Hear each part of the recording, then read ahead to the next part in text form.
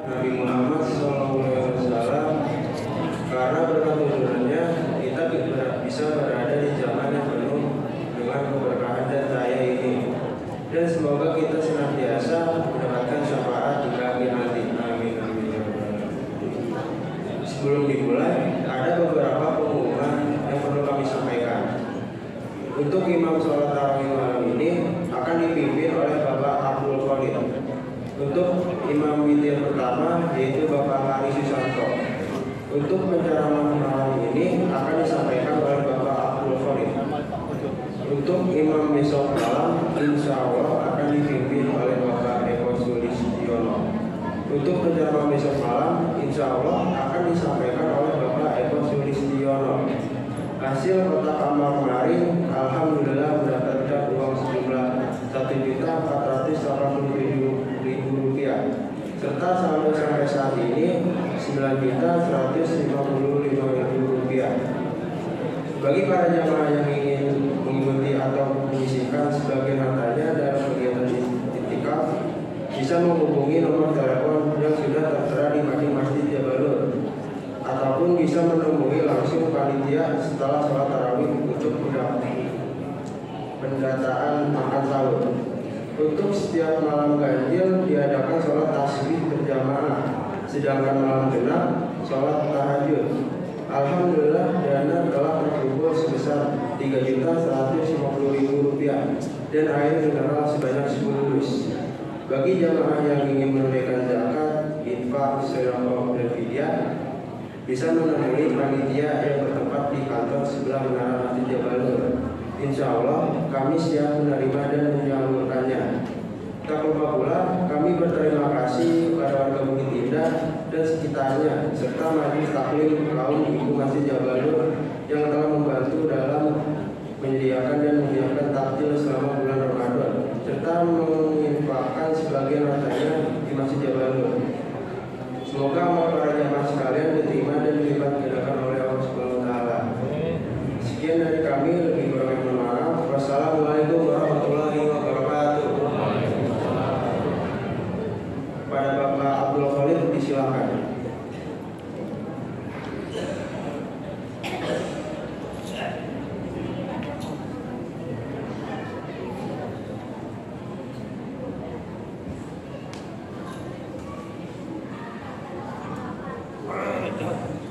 Assalamualaikum warahmatullahi ta'ala wabarakatuh.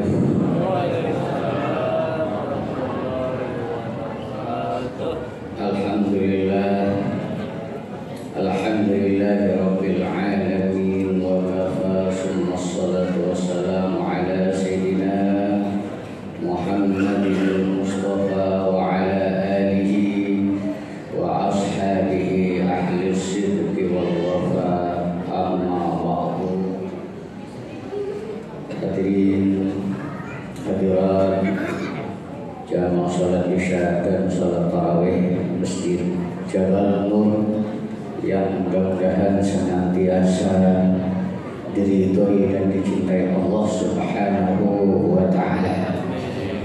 Puji syukur kehadiran Allah, malam hari ini malam yang ke-22, betul? Artinya kita sudah memasuki 10 akhir dari bulan suci Ramadan, yang mana bulan atau 10 akhir di bulan Ramadan itu adalah 10 yang sangat diwanti-wanti dan diwasiatkan oleh Rasulullah kepada umatnya untuk kita mewaspadai dan menyiapkan segala daya dan upaya untuk mengisi malam-malam 10 akhir di bulan suci Ramadan ini, dengan tujuan supaya kita tetap tersambung atau kita memenuhi harapan Allah Subhanahu wa taala, yaitu harapan Allah di bulan suci Ramadan. Yang pertama adalah la'allakum tattaqun, kita menjadi orang bertakwa. Yang kedua, la'allakum tashkurun, agar menjadi orang yang bersyukur. Yang ketiga, harapan Allah adalah la'allahum yarshudun, supaya kita tetap menjadi orang-orang yang mendapatkan irsyad dalam pimpinan Allah di dalam jalan siratal mustaqim. Maka kemudian ketika kita tetap istiqomah di dalam menjalankan perintah-perintah Allah, dan kita bisa sampai di akhir bulan Ramadan dengan istiqomah kita pada puasa kita, pada tarawih kita, dan salat-salat sunnah lainnya ataupun ibadah-ibadah lainnya. Ini yang kemudian kita akan diangkat oleh Allah menjadi umat yang paling istimewa dibanding umat-umat lainnya. Sebagaimana memang ini telah dijelaskan bahwa umat Nabi Muhammad SAW ini diberikan keistimewaan dibanding umat-umat terdahulu. Ini diriwayatkan dalam suatu hadis, dikatakan begini, salah satu keistimewaan yang diberikan kepada umat Nabi Muhammad. Ketika umat Nabi Muhammad SAW melakukan sebuah dosa, sebuah maksiat, dia tidak langsung dihukum oleh Allah Subhanahu wa Ta'ala, melainkan hukumannya ditunda sampai akhir kiamat. Beda dengan umat terdahulu, kalau berdosa langsung dihujani batu, ada yang ditenggelamkan dan lain semacamnya. Ini juga bisa kita lihat kepada kisah Nabi Adam alaihissalam. Nabi Adam ketika dia tergelincir dari surga, diturunkan dari surga setelah melakukan dosa atau kesalahan, maka kemudian Nabi Adam tubuhnya hangus, hitam, legam.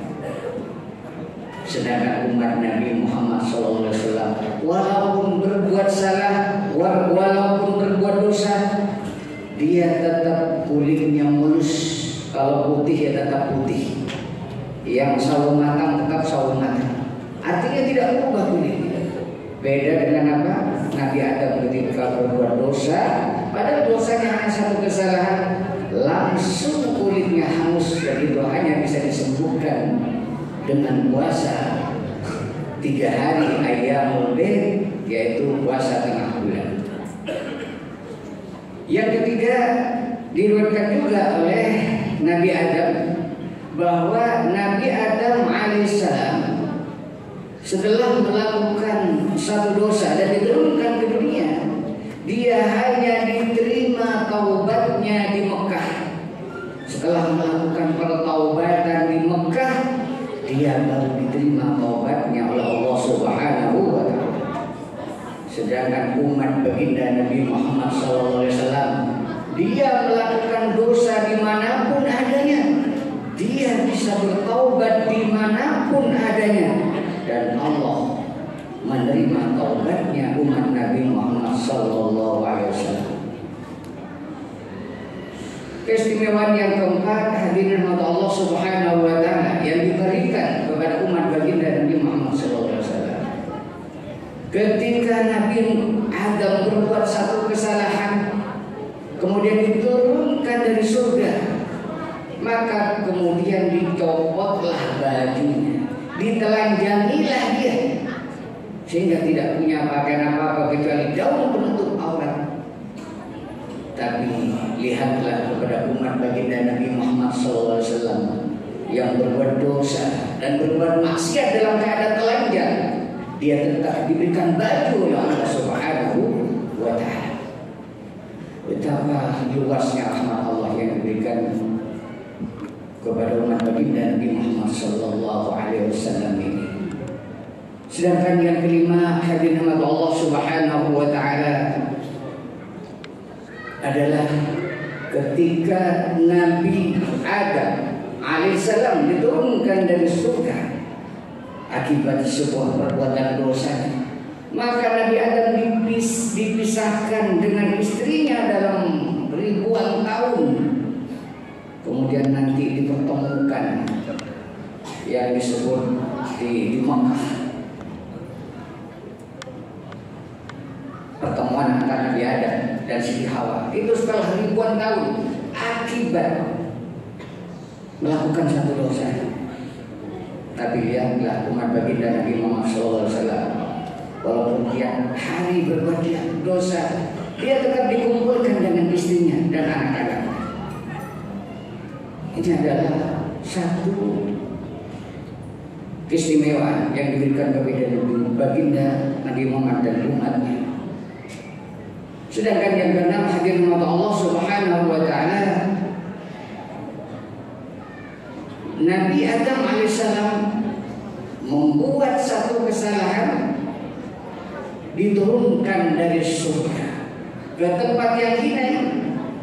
Tapi kemudian lihatlah dengan umat baginda Nabi Muhammad SAW, dia berbuat maksiat di luar surga, tapi dia diberikan kesempatan untuk memasuki surga dengan melalui at-taubah, melalui taubat kepada Allah Subhanahu wa taala.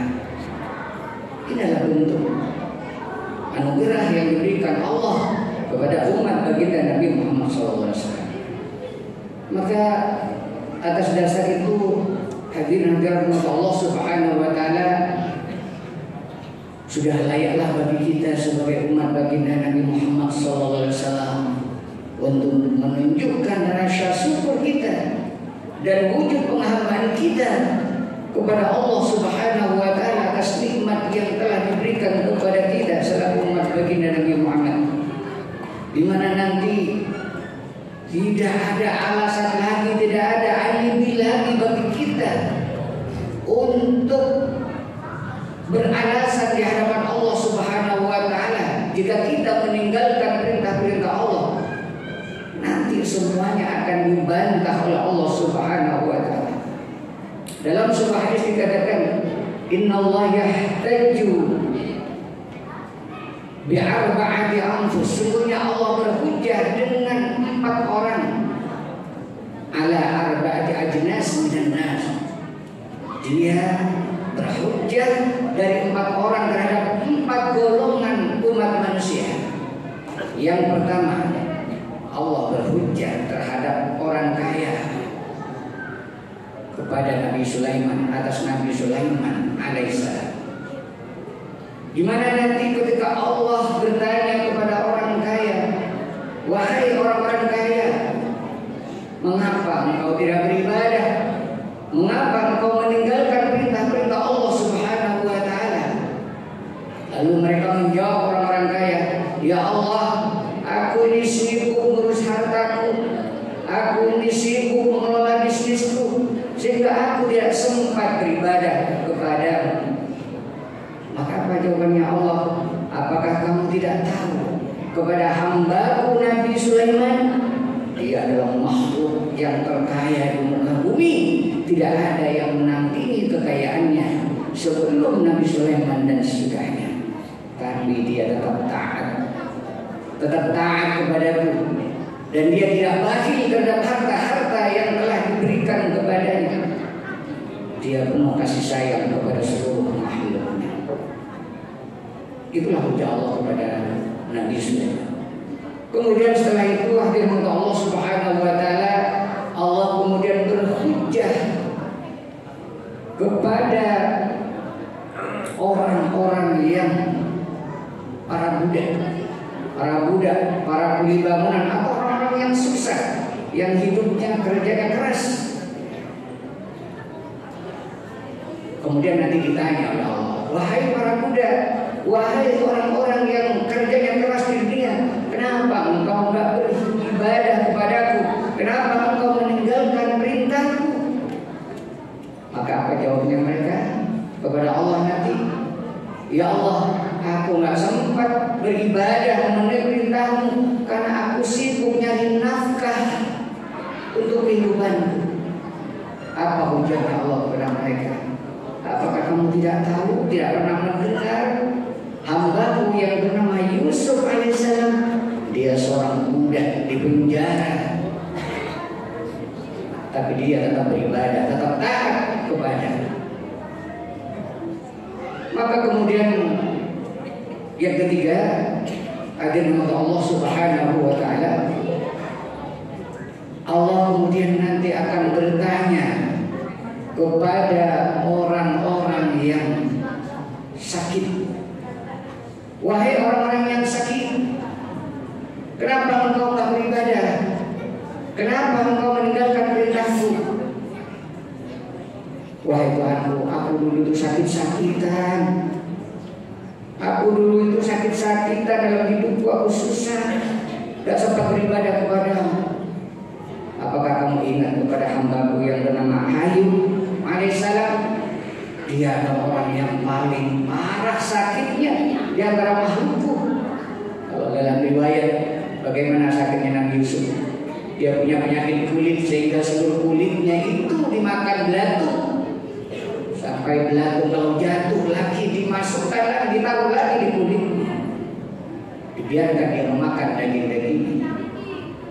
Tapi apa? Dia tetap taat patuh kepada Allah Subhanahu wa ta'ala. Kemudian yang keempat, hadirin Allah Subhanahu wa ta'ala, Allah nanti bertanya kepada orang-orang yang miskin. Wahai orang-orang yang miskin, wahai kaum fuqara, mengapa engkau dulu di dunia tidak beribadah dan meninggalkan perintahku?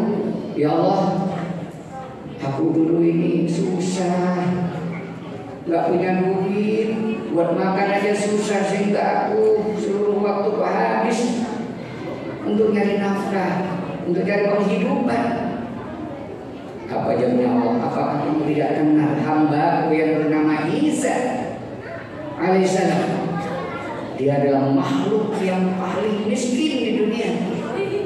Tidak punya bapak, bahkan dikatakan dalam riwayat juga jomblo Nabi Isa. Tidak punya istri. Tapi bagaimana ketaatannya kepada Allah Subhanahu wa ta'ala. Itulah hadirin Allah Subhanahu wa ta'ala, kisah-kisah daripada keistimewaan daripada umat baginda Nabi Muhammad SAW, yang hendaknya kita selalu ingat sebagai ibrah, sebagai kenangan, sebagai pelajaran bagi kita semua untuk menjaga eksistensi kita sebagai hamba, agar kita bisa menjadi membumikan hamba kita di hadapan Allah Subhanahu wa ta'ala. Sehingga nanti kalau kita sifat kehamban kita ini terus dijaga dan dibumikan, harapan kita akan dimasukkan ke dalam golongan hamba-hambanya. Fadkhuli fi ibadi, masuklah dalam golongan hamba-hambaku. Wadkhuli jannati, masuklah ke dalam surga. Itulah firman Allah Subhanahu wa ta'ala. Tutup singkat dari kami, kami punya maaf. Wallahu fiqil akan minta minkum. Wassalamualaikum